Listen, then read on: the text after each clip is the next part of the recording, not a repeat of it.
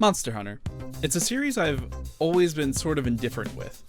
I've tried playing many games in the series before, like Freedom Unite, 3 Try, 4, and none of them ever really clicked with me. I got the hook of the games, defeating monsters and using their parts to craft stronger armor and weapons to defeat stronger monsters, rinse and repeat. I've always liked the idea of the game, but most of the titles I played just felt so archaic and outdated that I just couldn't keep myself interested. That's until recently, however. Monster Hunter Rise is finally the first game I've played in the series where the movement and the mechanics feel snappy enough where I didn't feel incredibly limited by every aspect of the game. This game adds so much. Wire bugs that let you zip around the map with ease, and even a better and new giant dog friend called a Palamute that of course I had to make look like my puppy Deethra. I mean, look at this game, it has everything. An adorable dog you can play with, cats that sing and make dango for you, and even an incredibly deep combat system that 50 hours into the game, I'm still trying to learn and master. I've watched 30-minute long videos just trying to learn to perfectly land a single move in my arsenal of attacks with my crazy anime sword. There's just so much in this game that I love, but none of that's important because this game has frogs. That's right, welcome back to Frog Hunt, a series where we hop from game to game and take a dive to find some froggy friends. And this game has a lot of them, so let's jump right into it. Around the game's maps, you can find a plethora of status-inflicting frogs. Each one will let you place them down and will emit a cloud corresponding with that toad's ailment. All of the frogs can be found in many locations in each map, but they all do have a specific spot that can be found, like the poison toad, which can be found in the river in the shrine ruins. Not far from him in the ruins is the blast toad.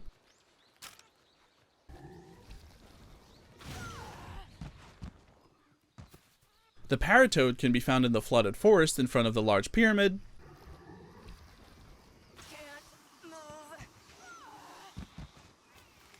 And on the same map, you can find the sleep toad. There's one more type of frog that can help you in battle, and it's easily my favorite, the distract toad. This floating froggy boy is not only the cutest frog, but probably the most useful. You can activate him to distract monsters off of you, giving you a window to deal some heavy damage.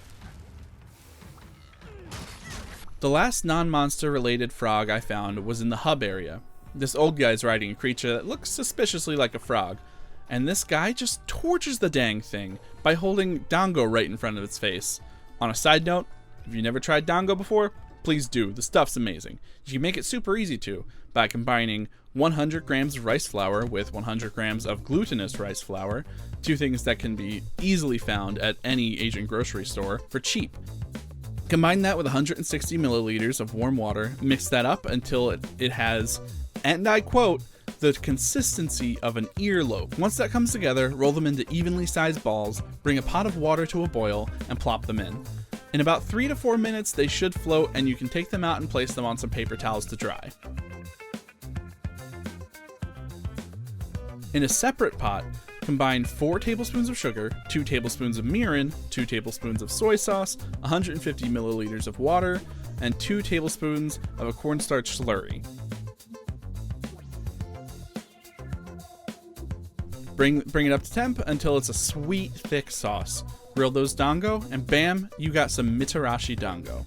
I really like to use those to flex on my friends because they're super easy to make and super tasty.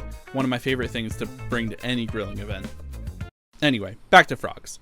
There's no monsters directly based on frogs, but the Tetranodon is, I'd say, very loosely based on one. Its hind legs and big puffy belly are definitely frog-like, and if I'm including that, I absolutely have to include the Tetranodon test dummies that you can find in the Buddy Plaza and the training area. And also in the Buddy Plaza, this Palico over here is painting the test dummy, and it's so cute. Speaking of Palicos, the last frog I found is one of the many armors you can give your pets. This creature here is a Slagtoth, and killing a few, you can make armor from it.